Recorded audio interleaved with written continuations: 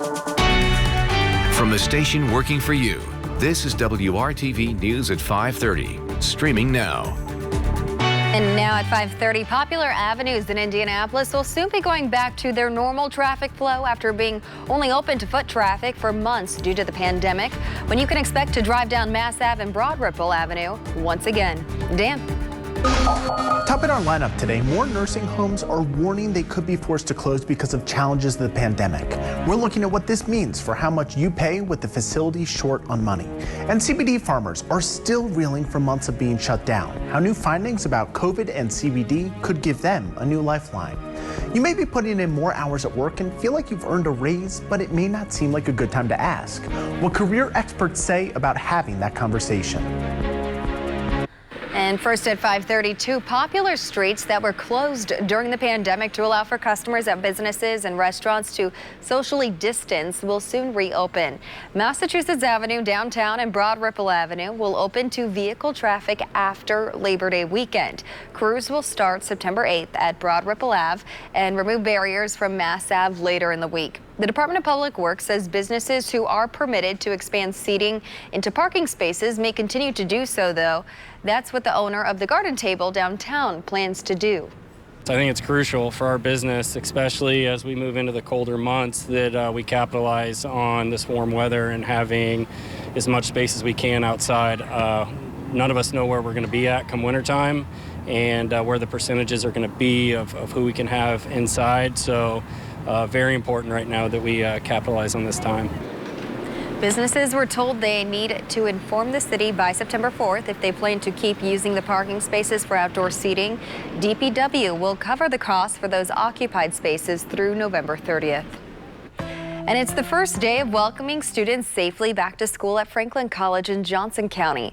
This is new student move-in day. It looked a bit different than years past due to COVID-19. Face masks, students were assigned a specific move-in time period and could only have 2 people with them to carry in all their belongings to create a home away from home.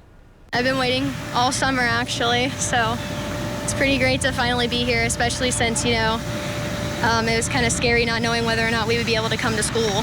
So, yeah, I'm pretty excited. I'm very excited. I'm really nervous. I'm not really sure what to expect, but I hope that it goes well. Returning students will be allowed to move in on Sunday. Monday is the first day of classes for the Grizzlies. Classes this semester will be primarily in person with only a few exceptions. Kyle. That was a hot job today. Oh my goodness. Ooh, don't envy them. I'm sure a lot of them having to take the stairs too. All right, well, as we look across central Indiana, we've got some hazy sunshine. We made it to 90 degrees again this afternoon. Not quite there right now. We're at 89 in the Circle City, still 93 though in Lafayette and 86 right now in Columbus. The humidity though, it is very thick air, almost difficult to breathe at times. It feels like 100 degrees right now in Greencastle, feels like 95, 94 now in Connorsville and Indianapolis. Radar is very quiet for us. We do go down to the southwest and around Evansville. We see a few of these thunderstorms trying to make their way to the northeast, but most of the models do have those falling apart. May just see a stray shower or storm in southwestern locations later on this evening. But those temperatures, as we increase the clouds, staying stuffy here. Even by midnight tonight, we are still close to 80 degrees. Coming up, though, we do have an increasing chance for rain. That'll give us a little break in the heat. About a half to an inch of rainfall. We'll break down when that will arrive in just a few minutes. Dan. Hurricane Laura could make landfall overnight as a Category 4 hurricane. We're talking winds of more than 130 miles an hour headed for the Texas-Louisiana coastline. This is the first major storm in the Gulf of Mexico since Hurricane Michael back in 2018. There have only been 7 other storms to reach this intensity this early in August since 1950. Hurricanes Katrina and Harvey both devastating the same area in Laura's path. The most life-threatening and devastating concern is storm surge. The Lake Charles area is likely ground zero. The National Hurricane Center called it unsurvivable storm surge, and it could penetrate up to 30 miles inland over southwest Louisiana and southeast Texas, which is why more than 500,000 people were ordered to leave their homes, a process that has looked entirely different with coronavirus. People have been waiting in the heat with masks to get bused to higher ground, and some even saying they were turned away because of the virus. I have called 2 numbers, and we got turned down for buses because my mother has corona. I had to think, what's what's more important, getting away from the storm or this COVID thing, and everybody's leaving. Not everyone will leave, and flooding is a major risk. National Weather Service meteorologists in Lake Charles say there is the possibility people will be trapped in their homes. Half the city of Lake Charles floods when the river reaches 13 feet, and it's expected to crest over 15. Let's start the news feed. The number of Americans being diagnosed with coronavirus is falling. However, some experts say that could be due to insufficient testing. There are about 43,000 new cases reported each day right now. Meanwhile, the CDC released updated guidelines on testing. It says people without symptoms don't need to get tested even if they've come into contact with someone who has the virus. Some doctors have expressed concerns about the change in policy. And a new report shows the number of cases in kids is going up. The American Academy of Pediatrics and the Children's Hospital Association say there have been a 21% increase in just the past 2 weeks. Experts do say the likelihood of a child developing a severe illness is rare. Still ahead in our lineup, more nursing homes may have to close. We're looking at what this means for how much you pay.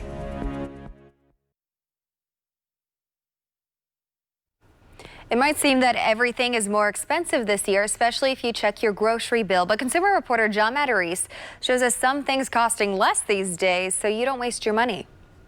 We're all familiar with the grocery items that are rising in price this year, from steak to Lysol wipes, if you can find any. But the pandemic is sending prices on some items down this year. A few weeks back, we spoke with barbecue truck owner Tyreek Ramsey, struggling with the soaring price of beef. It's almost like double, triple. While beef prices now easing, grocery prices are up 3% this year. But a new report in RatherBeShopping.com lists some things cheaper in 2020, among them clothing, with 60% discounts common on clothes for work or social gatherings. New cars, Hyundai is offering 0% financing, while others are offering big cash back. Mortgages near an all-time low of 3% on a 30-year. Gas, it's up a bit now, but still well below its 5-year average. Credit reports, the big 3 agencies are making them free this year, and travel with $400 hotel rooms, just $100 in some big cities. But from the doesn't that stink file, one thing rising in price, used cars. The average used car is now $21,000, according to USA Today, up $700 this year. That's because of short supply and high demand for used cars. Want a deal? Buy a car, not an SUV. Prices are dirt cheap on unloved sedans. So not everything's costing more this year. Good to know if money's tight, so don't waste your money. I'm John Matarese, WRTV News. Nursing homes are facing a new mandate for COVID-19 testing. Medicare and Medicaid services say if they're not doing it, they'll be fined $400 a day or over $8,000 for each instance of noncompliance. The government says nursing homes need to do widespread testing of residents and staff if any resident shows symptoms or test positive. Nursing homes will also be required to test staff more often depending on their area. Nursing homes continue to raise concerns about the cost of this testing and other additional expenses like PPE. The Trump administration says it's giving facilities $2.5 billion to help with costs. The government has given tests to some nursing homes. The rest are expected to be delivered by the end of next month. With the added costs, some providers may be forced to close. At least one nursing home in Rhode Island has already had to do that. Others are looking at consolidating. Nursing homes get paid through Medicaid, Medicare, and private payments. Post-acute care through Medicare is a big revenue source. That means you're coming out of the hospital and need to rehab for a few weeks in a nursing home. With elective surgeries being closed down, there's no steady flow of residents who need that level of care. That's been cut off entirely. She says they need those elective surgeries to start up again everywhere to fill that gap in revenue. The most recent survey from Genworth Financial finds the national median cost for a private room at a nursing home is more than $100,000 a year. Depending on your financial situation, you may start paying this and then have Medicaid start paying later. The Association of Nonprofit Providers of Aging Services Leading Age says they haven't heard from members that they'll be increasing prices because of the financial challenges they're facing. Nursing homes charge what the market will bear, and I don't think that the market can bear much more than that. I mean, $100,000 a year is a lot of money for an individual living in a nursing home. It's a lot of money because it costs a lot to operate a nursing home. Leading Age looked at nursing home closures right before the pandemic started. It found more than 500 closed since 2015. Some of these closures were because of low occupancy. Others were because of not getting enough money from Medicaid. Next in the lineup, CBD farmers are still reeling from months of being shut down. How they could get a lifeline because of new findings about COVID-19 and CBD.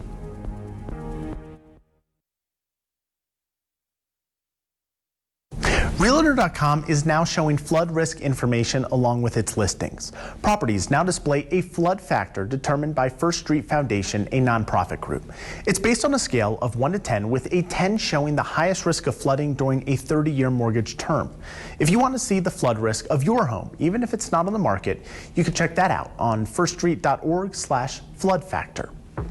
Checking the news feed, about 50,000 people will get catch-up stimulus checks. The IRS says these people had their part of the stimulus diverted to pay their spouse's past due child support. Affected individuals don't have to do anything to get the money. And Bed Bath & Beyond is cutting jobs, the retailer slashing 2,800 positions. It's part of a restructuring plan as the company focuses on improving its digital-first shopping strategy. And the CDC is trying to help stores dealing with people who won't wear masks. The agency says employees shouldn't argue with so-called anti-maskers. It adds that stores should train workers in conflict resolution and also set up safe areas for employees to go to. 3 brothers are offering chess lessons to help fight hunger. All of them have earned titles playing the game. Now they're teaching kids chess online in exchange for donations to food banks. When you see those lines at the food bank on TV, you should also feel good that that was your contribution that helped more people get meals. We're trying to make sure that the people in those lines at least can find food, because at the end of the day, if you wait in that line and there's not even food at the end of it, that's going to be a terrible sight to see. So far, the brothers have raised enough money to provide 63,000 meals to Feeding America and the Greater Cleveland Food Bank. Well, we got plenty of August heat and humidity across central Indiana, but kind of keeping a lid on the atmosphere today. And again, those rain chances really a little closer to the Evansville area. Temperatures, though, that are in the upper 80s for us. Indianapolis at 89, 88 in Kokomo and Bloomington with a mix of sun and clouds out there on the IU campus. You got a temperature of 87. Tonight, temperatures not going to cool very much at all here. 73 is what we'll settle for that overnight low. Clouds will gradually continue to increase for us, and rain chances remaining very low.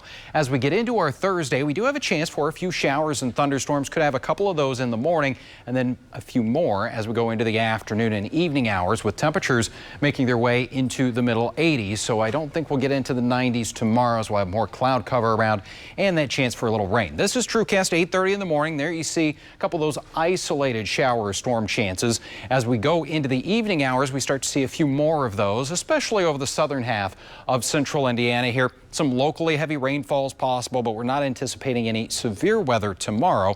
As we go into the evening hours, then we got those clouds, so any of the downpours will fall apart pretty quickly here with sunset. Temperature-wise, 89 for you tomorrow in Columbus, 89 in Lafayette. Still going to be very humid, so those heat index values will definitely be back into the 90s. On Friday, we will see increasing chances for rain here as the remnants of Laura make their way into central Indiana, or at least just to our south, enough as it combines with a front to bring us some rainfall. That 7-day planning forecast shows cooler weather as we go into next week. Dan. The New Jersey state legislature is considering a new idea to help close the wealth gap. The baby bond proposal would put $1,000 into an account to accrue interest until the child reaches the age of 18. The bonds would go to kids born into families that earn less than 500% of the federal poverty level. That's about $131,000 a year for a family of 4. The governor says it would apply to about 3 in 4 babies born in the state and could be just a start with additional contributions. Starting saving at birth is an idea one of New Jersey's neighboring states has already put into action. Pennsylvania's Keystone Scholars Program makes it so every baby born or adopted automatically gets started with $100 in a 529 account. It may not sound like much, but if the family then adds $25 to the account each month, it could grow to $10,000 by the time the child reaches 18. And we hear from them that they love the program, that this is like just the jump start that they needed. One of the big differences from the baby bond proposal is money from those 529 accounts can only be used for further education after high school.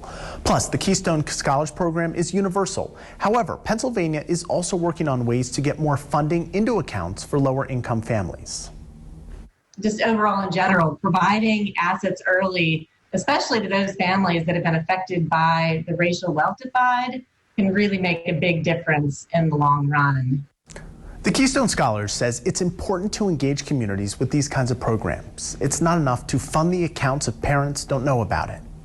It's a controversial product, not approved by the FDA, but some researchers have found evidence that CBD may help with some of the side effects of COVID. Chris Conti takes a closer look at what new research shows and why for some farmers, it's news they've been waiting to hear.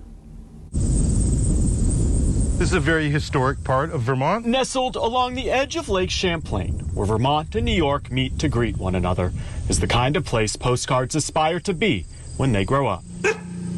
The freedom is really good for them. And while there are some animals on Seth Lapido's farm, he is a very different kind of farmer. All we really use are the buds, the colas. Late last year, this 62-year-old gave up his multi-million-dollar New York City law firm for this, a startup CBD farm. Things grew almost as quickly as the cannabidiol plants that surround his property. At the end of 2019, we had a solid year.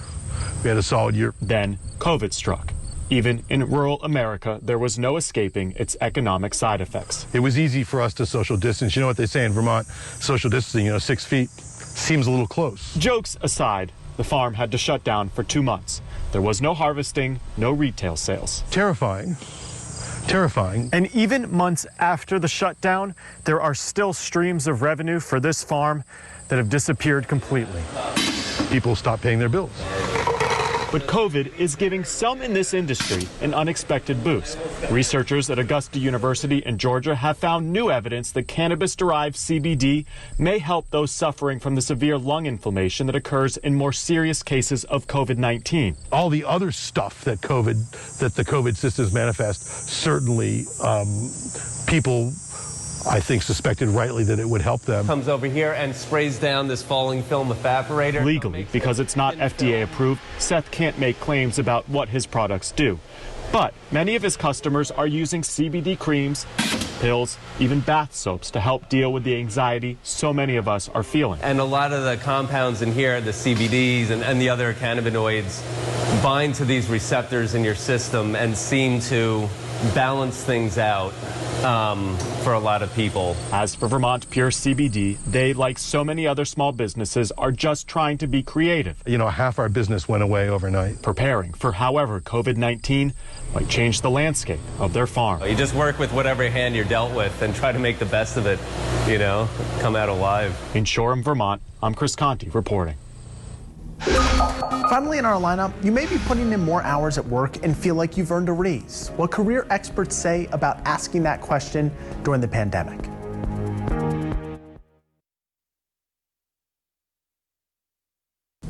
If you're trying to get a visa or a green card, expect a longer wait time. This comes as U.S. Citizenship and Immigration Services has made significant cuts to operations. The agency took in 50% less fees in June. And researchers in Japan are seeing promise in killing coronavirus by using ozone gas. They say only very, very low levels of the gas are needed. Researchers at Georgia Tech had also seen promise in using the gas to disinfect PPE. A coffee shop in Denver is making sure its employees are getting a living wage by raising prices. Amethyst Coffee raised prices by 50%. They say this will ensure employees are paid at least $50,000 a year. Gratuity is included in the price. Workers say most of the time, about half their wages come from tips, which means wages can vary month to month. A latte at this shop costs $6.75. Compare that to the $3.95 you'd pay at a Starbucks for the same drink. The owner says so far, most customers haven't complained about the new prices. We're in some strange times now, and it may be hard to tell if it's appropriate to ask for a raise at work. Career experts say it's all about reading the room. If your company has decided to freeze bonuses or freeze pay right now, and they've laid off or furloughed people, you should still have a conversation with your boss about where that means your compensation will currently be, but you may not go into a nitty-gritty negotiation conversation. If your company is doing well, has been able to keep employees, and is offered different work from home options, then it's fair game to begin negotiating with your manager. Make sure you walk into the conversation, though, informed. Do your research on what someone with your experience and your location should make. And most importantly, don't start this conversation over email. Simply ask your manager if they have 15 minutes or so for a video chat and talk to them face to face. In the case where maybe a raise isn't possible right now, be open to negotiating about perks instead. In addition to compensation, you can ask for additional personal time. And you can also ask for perhaps extended working from home arrangements after the pandemic, or different arrangements where you can have different things reimbursed to you, such as equipment or something, to maybe technology that they previously didn't approve. If both a raise and perks are denied, see if there's a chance those could happen later. If not, experts say it could be time to start looking for a job outside the company that will pay you your worth. CEO compensation is still rising with millions of people out of work. Tomorrow, how the amount of money company leaders are getting is impacting workers everywhere, and what could be the answer to fixing this. Staying warm and humid here over the next couple of days as those rain chances will increase, highs in the middle to upper 80s through Friday, and then much more comfortable by Sunday. We'll get into that chance for rain, though, again early next week. Thanks for joining us here at 5:30. The news at 6 starts.